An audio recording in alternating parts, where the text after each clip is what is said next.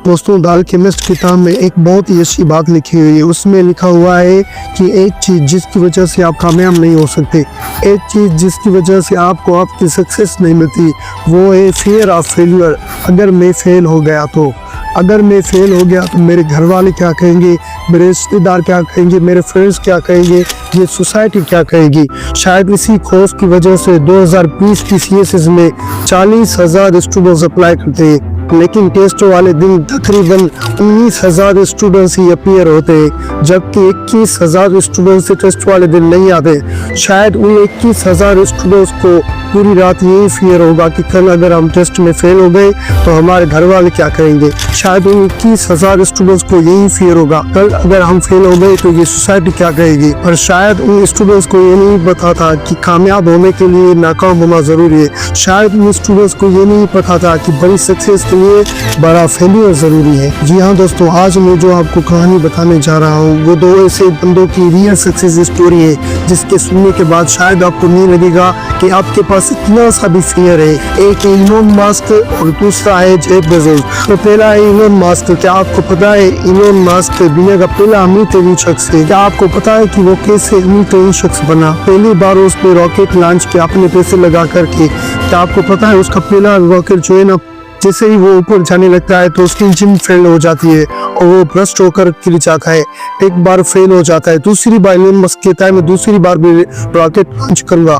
दूसरी बार वो अपने पैसे लगा करके रॉकेट लॉन्च करता है। फिर जैसे ही वो रॉकेट स्पेस में जाता है तो वहां पर जाकर के वो रॉकेट फिर से फेल हो जाता है और दूसरी बार भी इसका रॉकेट तबाह हो चुका। तो तीसरी बार भी इलोन मस्क ऐसा बंदा है जो हार कभी नहीं मिलता। उसने बोला तीसरी बार भी रॉकेट बनाऊंगा और वो ऊपर जाएगा। लेकिन जैसे ही वो तीसरी बार बनाता है, रॉकेट ऊपर जाता है स्पेस में, वहां पर जाकर के फिर उसकी इंजन फेल हो जाती है और वो भी रॉकेट तबाह हो जाता है।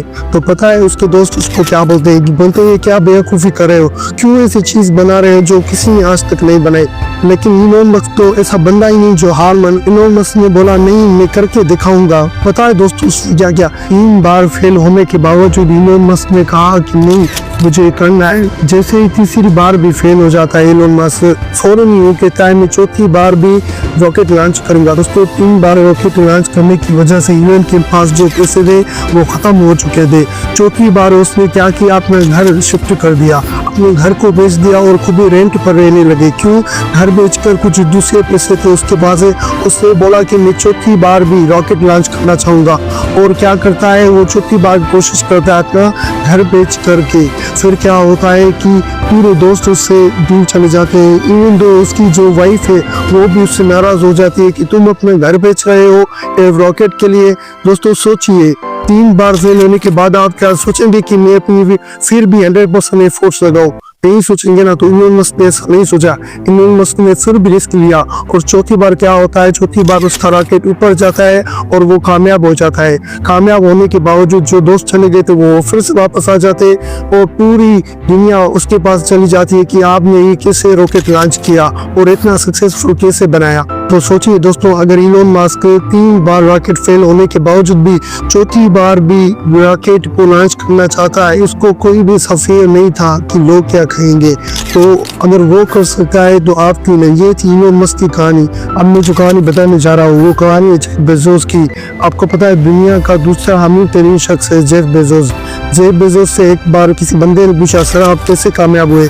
तो उसने अपनी स्टोरी बताई। वो कह रहा था कि एक कंपनी में मैं मुलाजिम था और बहुत कोशिश करने के बाद मुझे वाइस प्रेसिडेंट की जॉब मिल जाती है। लेकिन क्या होता है, एक दिन मैं सोचता हूँ क्यों ना ऑनलाइन से लिंक करूँ, और मैं क्या करता हूँ वाइस प्रेसिडेंट जो मैंने बहुत मेहनत लगा कर जॉब हासिल की थी वो छोड़ देता हूँ और उसके छोड़ने के बाद मैं ऑनलाइन अर्निंग करना और ऑनलाइन चीज़ों को बेचना शुरू कर देता हूँ। फिर क्या होता है, जेफ बेजोस बताता है कि बहुत मेरे दोस्त थे जिन्होंने मुझे क्रिटिसाइज किया क्योंकि मेरी मैरिड लाइफ थी, मेरी पूरी फैमिली थी। मैं क्या कर रहा था, एक अच्छी जॉब को छोड़ करके ऐसी जॉब में जा रहा था जिस जॉब के बारे में मुझे खुद तक नहीं पता था।